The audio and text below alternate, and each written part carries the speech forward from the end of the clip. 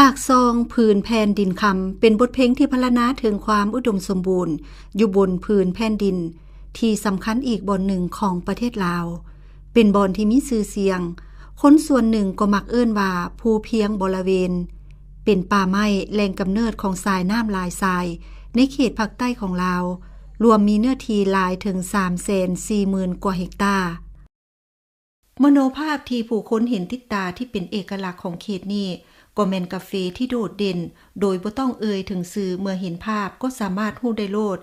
ถ้าเว้าถึงกาแฟสิ่งสำคัญก็แม่นประวัติความเป็นมาของกาแฟผู้ที่นำกาแฟมาปลูกอยู่ประเทศเฮาแม่นชาวฝรั่งกาแฟได้ถูกนำเข้ามาลาวครั้งทำอิฐในช่วงปี1920โดยแม่นชาวฝรั่งเป็นผู้นำมาปลูกทดลองอยู่สถานีทดลองกสิกรรมหลัก42ของเมืองปากซองซึ่งมีความสูงจากระดับหน้าน้ำทะเล 1,000 เมตรเป็นพันธุ์กาแฟน้อยอาราบิก้าติปิก้าบวกบงจากนั้นจึงขยายไปสู่บรรดาเมืองในเขตภูเพียงบริเวณจนมีการปลูกกาแฟในเขตเมืองปากซองเมืองทาแตงเมืองเหล่างามแขวงจำปาสักแขวงสะละวันแขวงเสกองและแขวงอื่นๆจนมาฮอดปัจจุบันนี้ในความหลากหลายที่แตกต่างกันของพันธุ์กาแฟที่มีอยู่ในประเทศลาวมีคือ 1. กาแฟน้อยพื้นเมืองเป็นกาแฟพันธุ์ทำอิฐที่นำมาปลูกอยู่ลาวในเวลานั้นยังเป็นการผลิตขนาดน้อยและก็ปลูกในเขตดินที่มีระดับสูงของเมืองปากซอง 2. กาแฟกลางแม่นำเข้ามาปลูกภายหลังกาแฟอาราบิก้าติปิก้าได้รับผลกระทบจากน้ำหมอกก้ามตกเกิดโรคราสนิมไหม้ใบกาแฟระบาดกาแฟชนิดนี้จึงกลายมาเป็นการผลิตกาแฟอีกชนิดหนึ่งอยู่ลาว 3. กาแฟน้อยกาติมอแม่นนำเข้ามาปลูกอยู่ลาวในซุ้มปี1990โดยเหตุผลที่ว่าสมรรถภาพสูงกว่าและก็ทนทานต่อโรคสนิมใบไหม้ที่เกิดจากน้ำหมอกก้ามถ้าหากมีการดูแลดีๆเส้นเสียหญ้าตัดแต่งกิ่งใส่ฝุ่นให้ดีสมรรถภาพของผลผลิตก็จะสูงได้ 4. กาแฟมิกผลผลิตแม่นต่ำหลายและลดลงแต่กาแฟมิกผัดมีภูมิต้านทานต่อโรคราสนิมไหม้ใบกาแฟ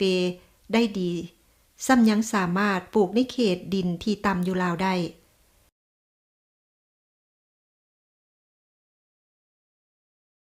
เครื่องต้นแล้วมันเป็นป่าเป็นดงแนวนี้ส่วนเย็นนะแล้วก็ถือผ้าเรามาทางรถนี่ตัดเครือตัดยังตัดไปเลยว่าสันจ้าตัดไปเลยมันเน่ามันผุแล้วว่าสันจ้าแล้วก็ได้เอาโกกกระเพาะมาปลูกเลยบ้านนี้ปลูกไปเลยปลูกเขามักทีมักหางมักซื้อมาเงาะกันแล้วแต่เขาแต่งแถวกระเพาะหางทีก็แล้วแต่เขาแต่งแม่นกระเพาะอันใดก็ปลูกได้หมดอันนี้มันสวนเย็นบ่ได้ปั๊มบ่ได้ฮ้อนแหละอันนี้ภาพพูดของสวนเย็นเกิดว่าสวนเย็นมันเป็นจังซี่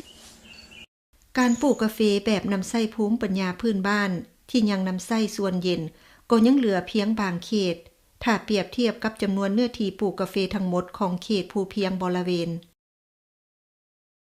เอื้อนมาครบตีนตังนี่กินกับก้อยกับลาบกับคักนี่อันนี้ก็อยู่ในสวนเย็นคือสวนเย็นนี่ในสวนเย็นแต่ว่าเฮาทางไปหาปลาเพิ่นนี่ไว้เป็นต้นเลยใหญ่สูงมากก็เป็นอาหารเฮาคือเก่าอันนี้นี่เด้มันต้นหยังบ่อันนี้นี่มันกบขาโคมอยากจงไว้ก็ได้แต่มันหลายมันหลายกบอันนี้เป็นประโยชน์หยังแต่ว่าคือว่ากบงอนนี่แต่ว่าเฮาอยากลกกินโลดนี่มาปอกกินยำจุบๆก็ได้ยำกินโลดแล้วก็ดีท้องว่าซั่นซะมันผาดแล้วอันที่2ว่าเฮาลกไปหามาปอกนะตามเจียวปกตอกปกเต้าบ่เฮาเป็นหนึ่งจำกินกับปุ่นก็ได้ถ้ามันหลายบัดนี้ถ้ามันหลายเก็บไปขายได้บ่ได้โอ้ยเข้ามักมักอันนี้เด้เป็นหยังนี่พ่ออันนี้มันผักกูดอันนี้กินได้บ่ได้อันนี้ก็ผักกูดนี่ก็ได้คือกันผักกูดอันนี้หมายเข้ามาอยู่ในสวนเย็นเพิ่นสิจงไว้หมดของแนวกินได้นี่แต่ว่าก็แล้วแต่ผู้มักคือกันแล้วแต่ผู้มักผู้บ่มักก็ตัดถิ่นผู้มักแล้วก็จงไว้ปลูกเสริมในสวนเย็นน่ะในสวนเย็นนี่ก็พ่อเองนี่แหละปลูกนี่พ่อเองแล้วปลูกนี่ปลูกเสริมแต่ว่าเฮาต้องการสภาพครอบครัวเฮาดีว่าเฮาอยากเฮ็ดอันนั้นนี่บัดเฒ่าบัดแก่บัดจะเฮ็ดตู่ไปพร้ำว่าซั่นจ้ะเฮาก็มาปลูกซะโดดกินหน่อไม้ก็ได้ได้กินหน่อไม้หน่อแดงได้หมดอันนี้กบไม้หั่งนกกระปีด ยอดจำแจ้วจำปนคักโอ้ยมีหลายลูกเอ้ยคันสิพัฒนาเรื่องอาหารธรรมชาตินี่ในสวนเย็นวันนี้อาหารในใบใหม่ใบตอกหล่นลงมาเนี่ยมันก็คอยกินไปสินะนี่ก็ปุ๋ยเพิ่นนี่ เป็นปุ๋ยของเพิ่นนะลูกนะ แม่น อีกแล้วจะบอกนี่เนี่ยเป็นปุ๋ยของเพิ่น จากจุดดีเด่นที่มีและควรปรับปรุงจุดอ่อนแล้วส่งเสริมคู่ขนานไปกับการพัฒนาการปลูกกาแฟเพื่อพัฒนาเศรษฐกิจในเขตที่บ่สามารถพัฒนาเป็นระบบใหญ่ได้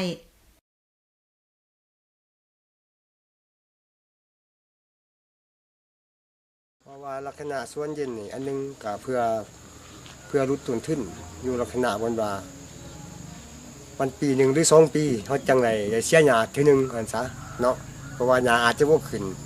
บ่ได้ขึ้นแบบลักษณะเฮาปลูกใหม่ไว้หญ้าเพราะว่ามันมีโฮมคุ้มหญ้าไว้แล้วเพราะว่าลักษณะครอบครัวที่ขาดต้นทุนนี่มีอยู่หมู่20% ที่ยังอาศัยสวนเย็นนั่นอยู่ โดย หมายความว่าสวนเย็นนี่บ่จำเป็นต้องใช้ต้นทุนหลาย แม่น แต่ก็ยังสามารถหารายได้จากสวนเย็นได้ โดยแต่ต้นทุนก็ต้องน้อยแน่เนาะผลผลิตก็ต้องน้อยแน่ เส้นเขตที่มีความเสี่ยงที่จะพบกับภัยพิบัติ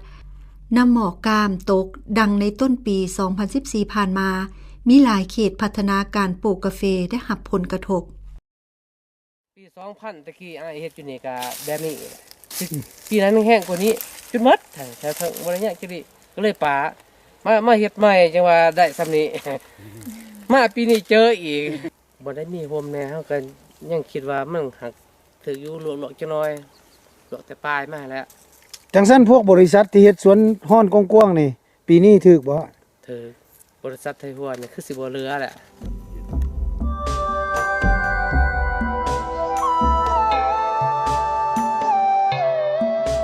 สวนฮ้อนในระดับกว้างคือบริษัทสัมปทานนี่มันมีผลกระทบแนวอื่นบ่เท่าที่อ้ายสังเกต โอ้ยมีผลกระทบทางฝนฟ้าอากาศนี่แหละเรื่องดินมันจะเป็นดินแห้งมันต้นไม้ใหญ่บ่มีเด้เพิ่นได้ดุดถิ่มหมดเป็นดินแห้งแล้วในขอบเขตสวน สร้างต้นสมบ่ได้ เนาะอันนี้คือว่าบริษัทเนาะการปลูกกาแฟของบริษัทเขาจะใส่วิชาการเนาะเทคนิควิชาการแล้วก็เรื่องต้นทุนแม่นแน่นอนแหละเขาใส่ต้นทุนหลายและสำหรับผู้ปัญญาชาวบ้านมันต้นทุนน้อย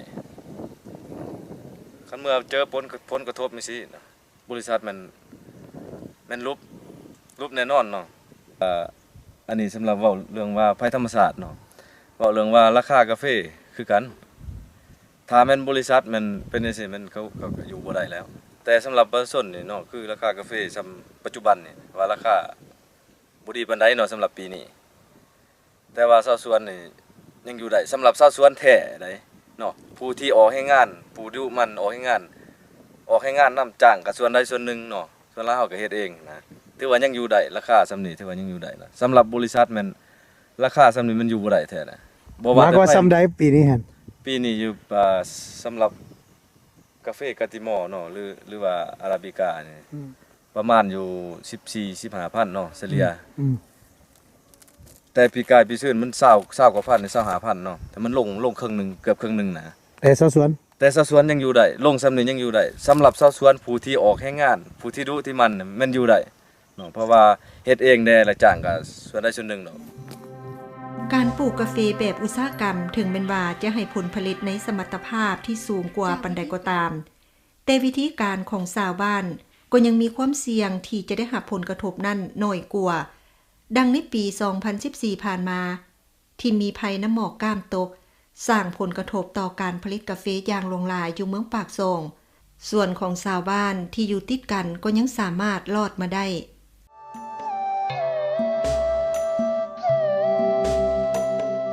สิ่งที่สำคัญการพัฒนาการปลูกและการผลิตกาแฟของลาวถ้าสมเทียบใส่จำนวนการผลิตกาแฟของโลกสำหรับปริมาณแม่นเห็นว่ายังน้อยหลายแต่สำหรับด้านคุณภาพของรสชาติแม่นกาแฟลาวก็บ่ด้อยหน้าไปชาติอื่นเพราะปานใด